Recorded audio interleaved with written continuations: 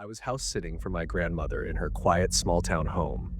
She had left for the week to visit my aunt, and I was tasked with making sure everything stayed in order.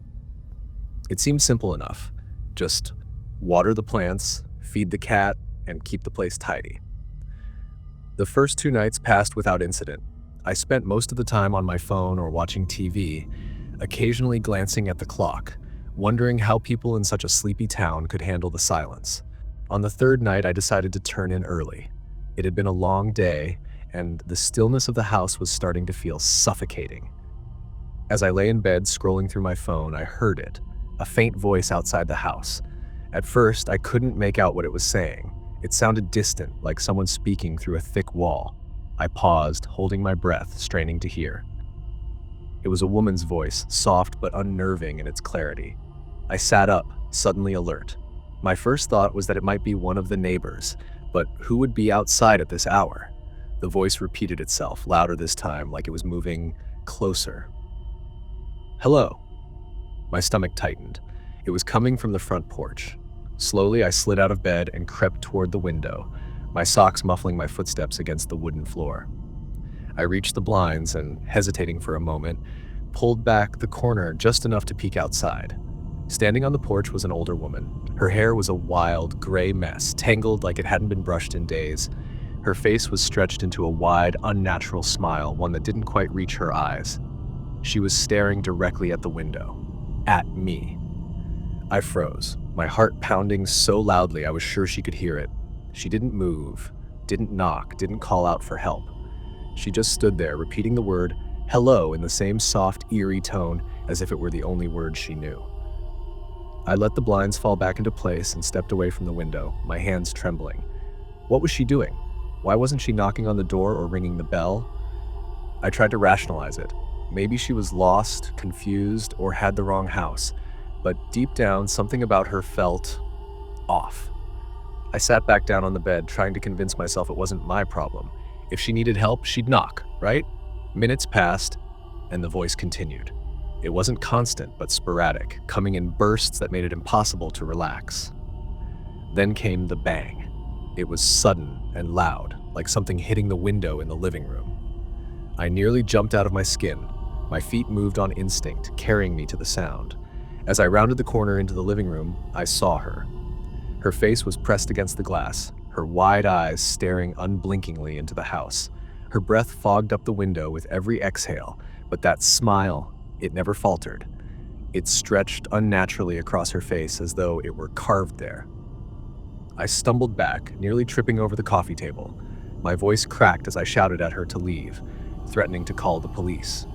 For a moment, she didn't react. Then, slowly, she stepped away from the window and disappeared into the shadows. I stood there for what felt like hours, listening, waiting for some sign she was still there. But the house had fallen silent again, and the shadows outside revealed nothing. I locked every door and window before retreating to the upstairs closet, clutching my phone like a lifeline. I didn't sleep.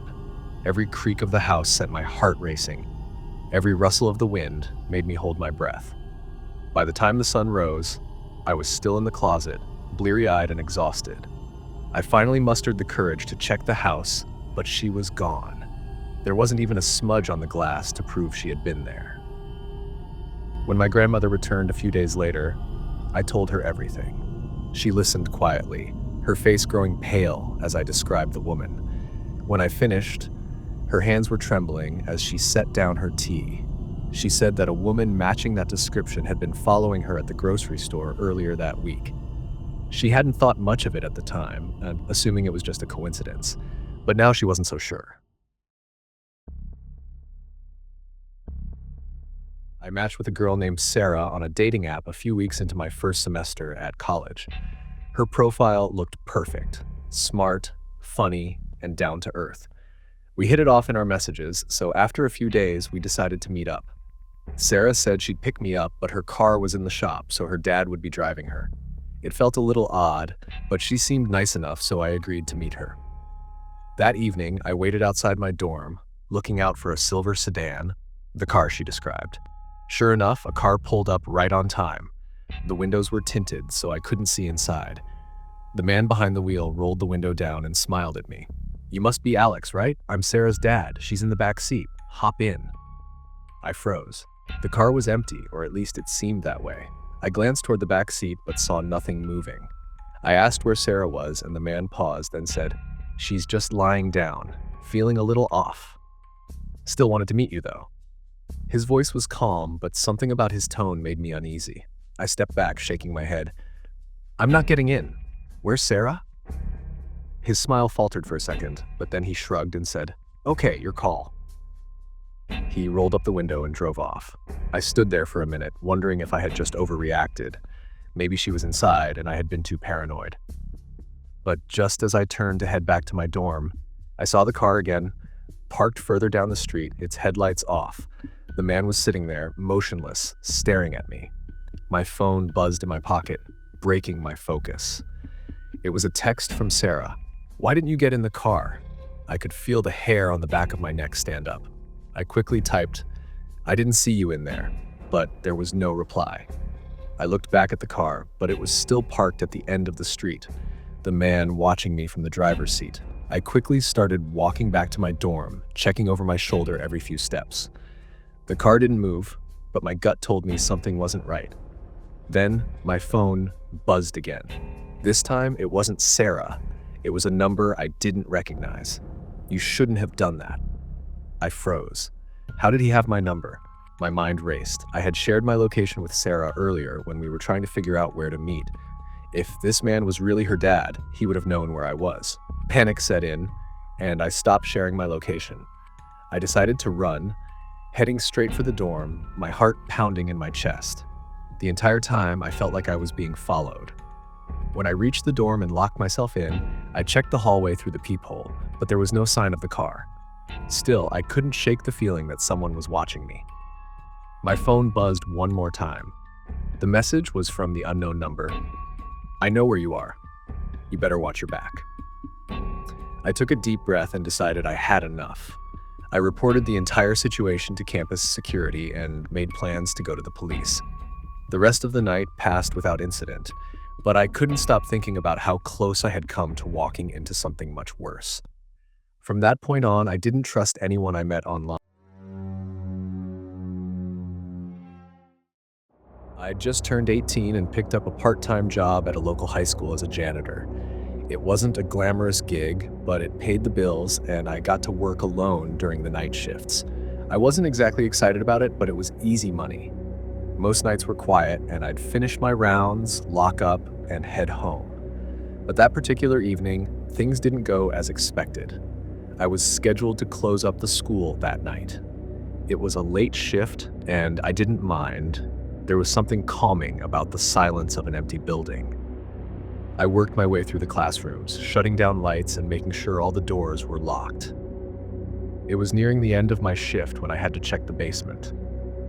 The school had this old, musty basement that smelled like a mix of cleaning supplies and damp concrete. It wasn't a place people went unless they had to.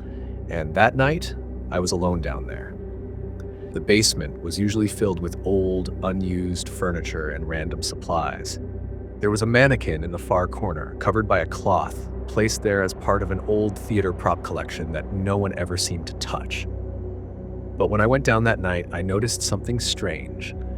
One of the cloths covering the mannequin had been removed. I stood there for a moment, staring at the mannequin. Something about it felt off, as if it had been moved or disturbed. Maybe it was just the isolation of the basement playing tricks on me, but I had a bad feeling. I took a step closer, peering at the mannequin, only to see something even worse. Another cloth, this one in the corner of the room, was moving. I took a few steps back, feeling my heart start to race. The cloth was shifting as if something or someone was underneath it. The air around me felt colder, and the basement seemed to grow darker, even though the lights were on. My first thought was that someone had snuck in, maybe another janitor playing a prank, but my gut told me this wasn't right. I grabbed my phone and texted my supervisor, telling them what I had found. I asked if I should call the police or just finish my shift, but the response I got wasn't what I expected. Confront them. Find out who it is. I felt a knot tighten in my stomach. I didn't want to confront anyone in the basement, especially not if they were hiding under a cloth. But I didn't have much choice. I put my phone back in my pocket, took a deep breath, and turned back toward the basement. When I entered, the cloth was still moving, but it seemed to be shifting in a more deliberate, rhythmic pattern.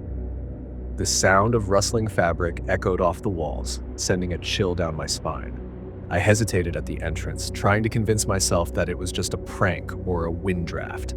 But then I noticed something that made my blood run cold.